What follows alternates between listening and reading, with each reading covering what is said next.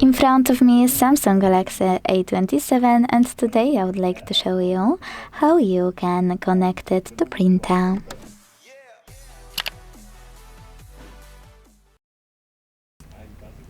Firstly, launch Settings and tap on Connections. Then scroll to choose More Connection Settings, and when you're ready, hit Printing over here. Now tap on this switcher next to Default Print Service to activate it, or select any other one. Don't worry, they all turn on the same way. When you're ready, click on yours on the left and wait.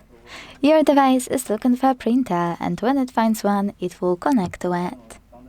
Now, if you wanna, you can always tap on those three dots at the top right corner and hit Add Printer. This way, you can choose this switcher next to Wi-Fi Direct Printing to activate it, or choose Add Printer by IP address, import it here and select Add to connect manually. Thanks so much for watching. If you enjoyed this video, leave a like, comment and subscribe. Bye!